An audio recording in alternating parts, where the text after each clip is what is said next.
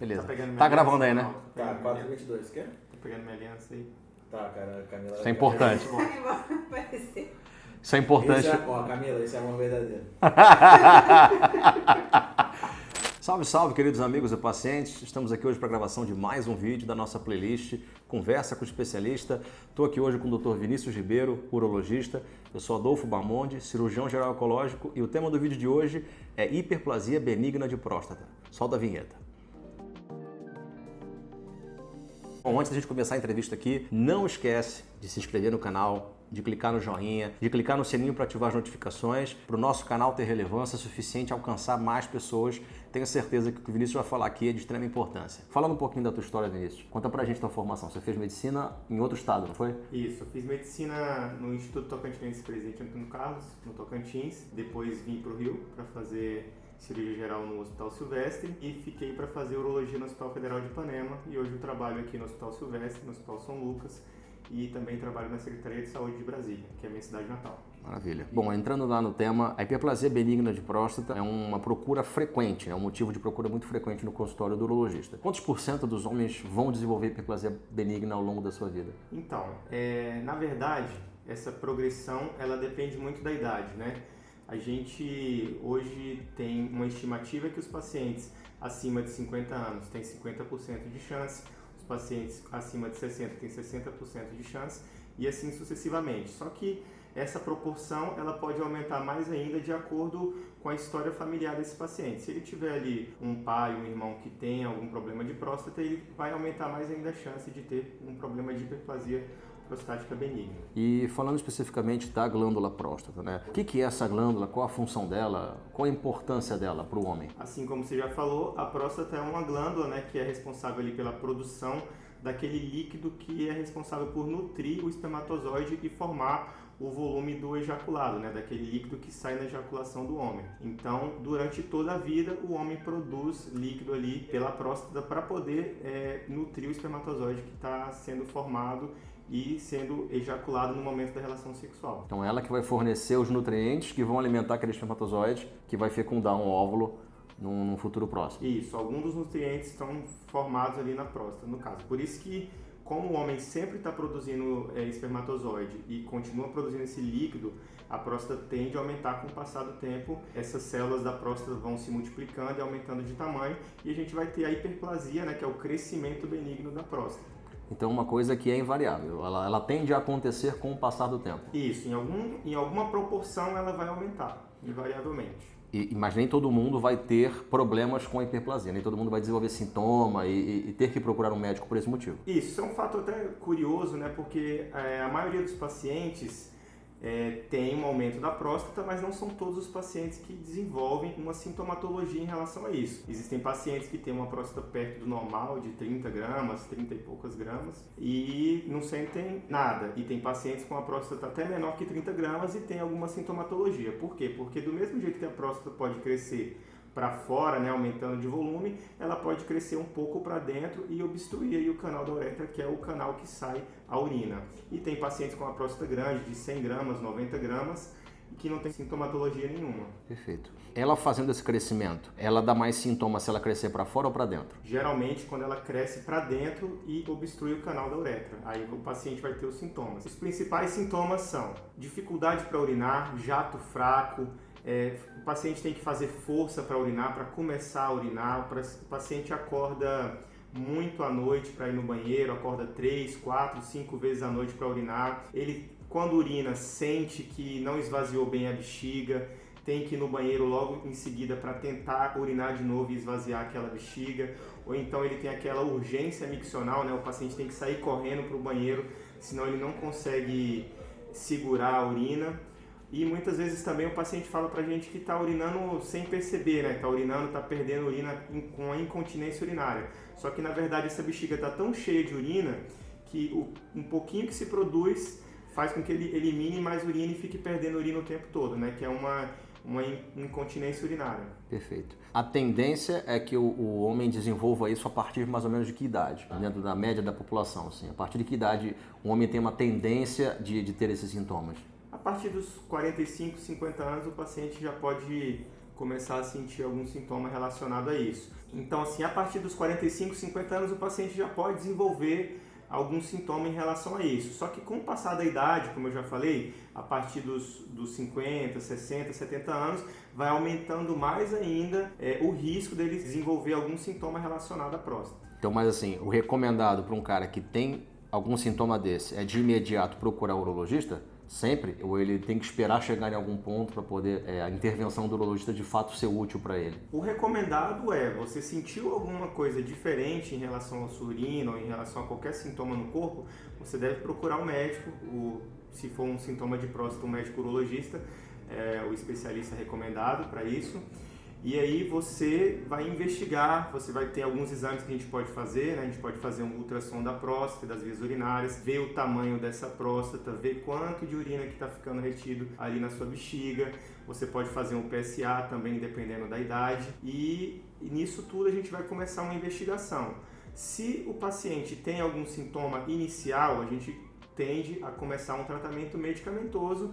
80% aproximadamente dos pacientes vão se beneficiar apenas com tratamento clínico medicamentoso e o paciente já vai resolver o problema dele já no início, né? Alguns pacientes aí não vão resolver o problema com o tratamento medicamentoso e vão estar sendo indicados aí para cirurgia e tentar acabar com esses sintomas em relação ao aumento benigno da próstata. Quando você fala de tratamento, daqui a pouco eu vou entrar no medicamentoso, mas eu fiquei na dúvida agora. Existe alguma profilaxia? Existe algo que eu possa fazer para evitar que minha próstata aumente com a idade ou não? A profilaxia, na verdade, está mais relacionada com o estilo de vida do paciente, né? O paciente que é magro, que tem um estilo de vida saudável, pratica exercício físico, tem uma alimentação saudável, diminui um pouco o risco de desenvolver a hiperplasia prostática benigna com sintomas, mas a gente vê que com a progressão da idade, esse paciente em algum momento vai desenvolver algum sintoma. Porém, se você puder jogar esse sintoma lá para frente, fica melhor ainda para você, né? Perfeito. E a prática sexual, ela tem algum impacto nisso? Praticar mais vezes, com mais frequência, a relação sexual, porque vai estimular mais o ejaculado, vai estimular mais a função prostática. Isso tem alguma coisa a ver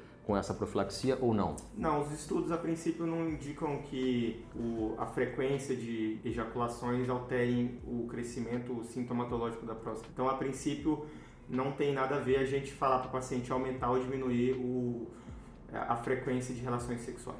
Maravilha. Isso é uma coisa que eu já ouvi no início da minha faculdade de medicina, o pessoal falando que não, que tinha que fazer mais vezes, não sei o que e tal. É uma dúvida que eu particularmente tinha em relação a isso. Bom, falando agora especificamente do tratamento medicamentoso, né? Os remédios que a gente tem hoje em dia são medicações caras, são medicações específicas, é fácil de achar? Como é que é isso?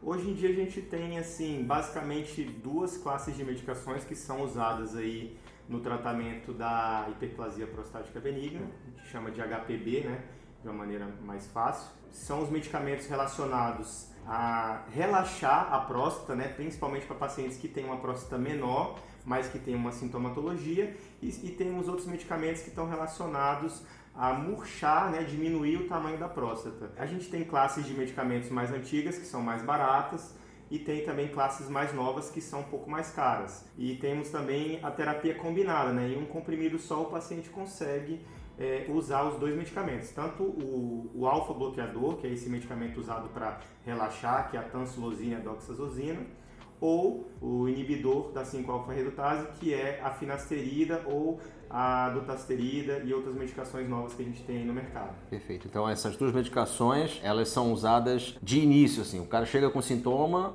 vai no médico, de princípio são usadas essas duas medicações e depois, caso não haja benefício, é utilizado o tratamento cirúrgico. Geralmente o paciente chega pra gente com a sintomatologia, a gente pede os exames, vê o tamanho da próstata, vê quanto que o paciente está retendo de urina ali e a gente começa a medicação mais indicada para o tamanho da próstata, ou se o paciente tem uma próstata muito grande, está retendo muita urina, às vezes a gente tem que passar uma sonda para aliviar esse paciente, para não forçar o rim desse paciente, e começa a medicação.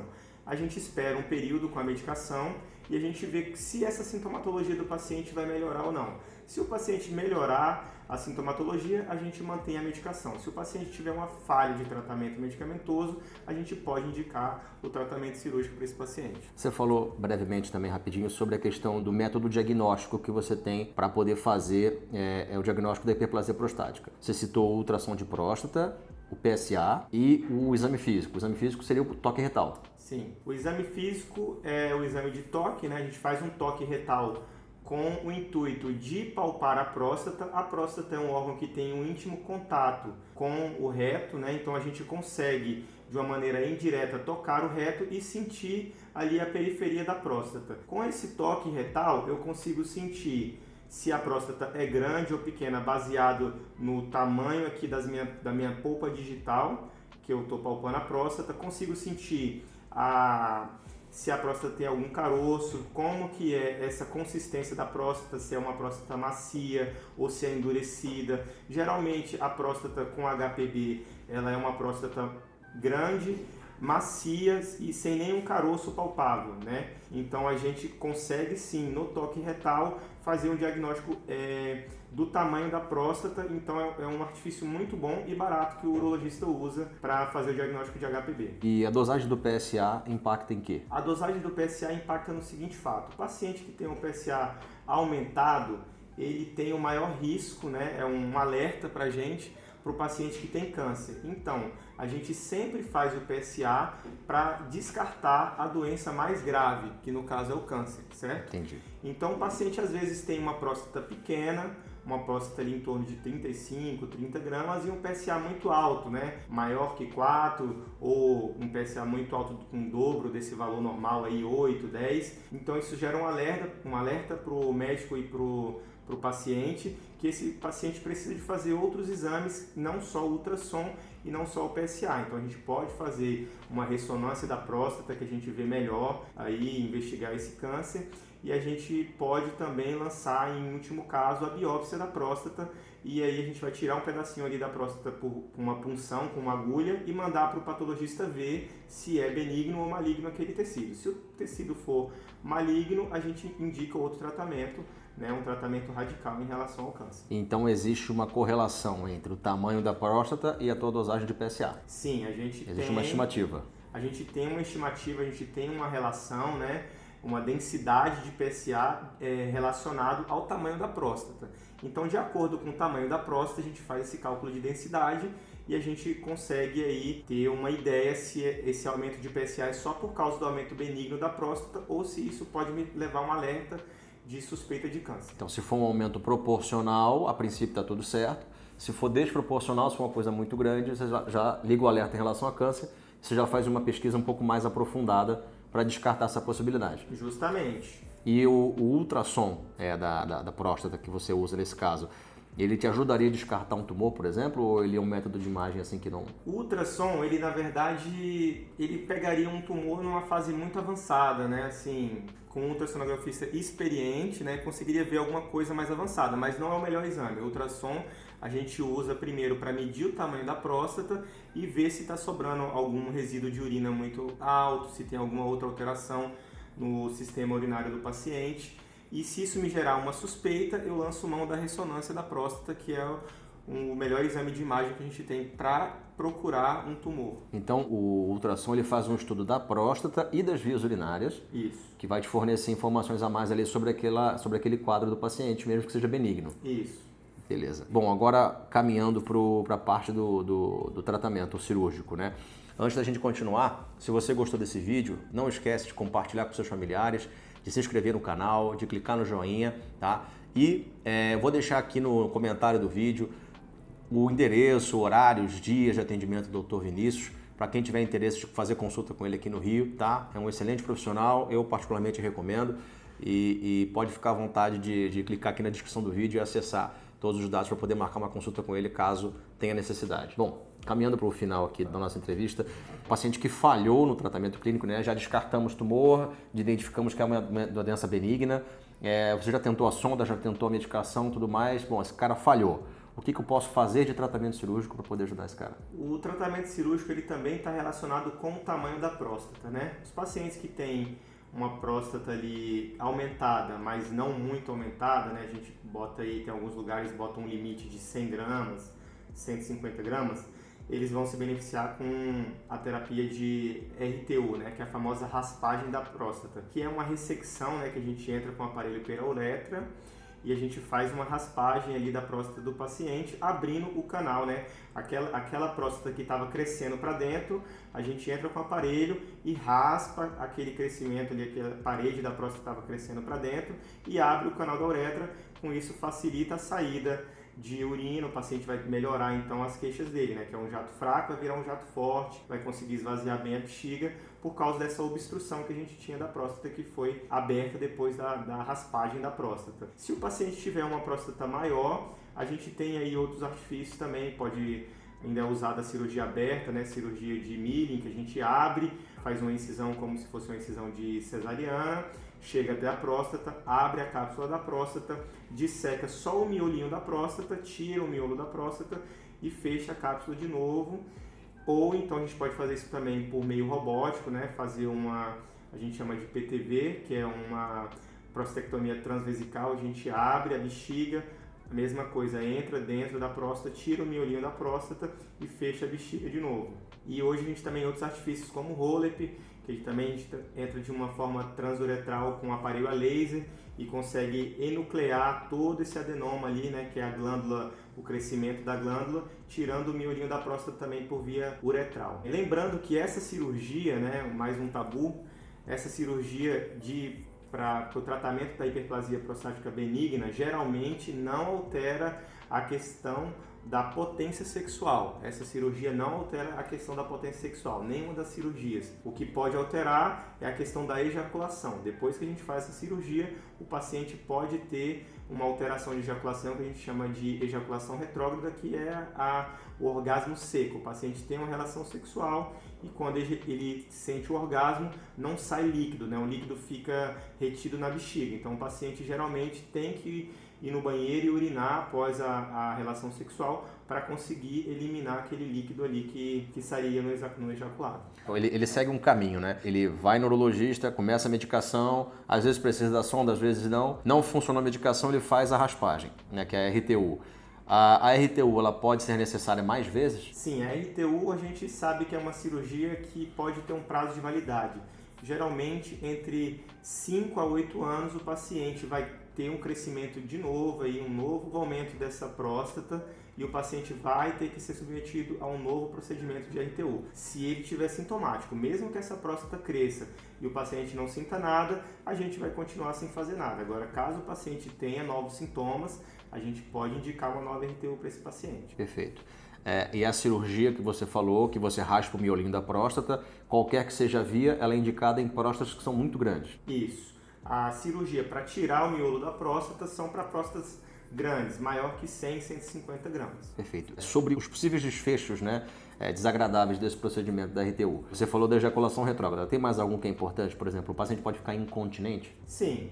As cirurgias, mesmo que minimamente invasivas, né, que são as cirurgias de padrão ouro hoje, podem sim ter efeitos colaterais, né? Os principais efeitos colaterais são estenose de uretra, né, que essa uretra pode ficar machucada na hora da cirurgia e isso pode criar uma cicatrização que fecha a uretra, né, e o paciente começa a ter sintomas também semelhantes ao que ele sentia antes de fazer a cirurgia da próstata, que é o jato fraco, retenção urinária.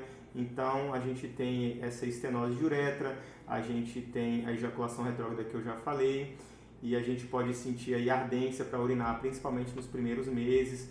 Pode ter algum sangramento também nas primeiras semanas. O paciente pode ter, no pós-operatório imediato, uma retenção urinária aguda com necessidade de passagem de sonda.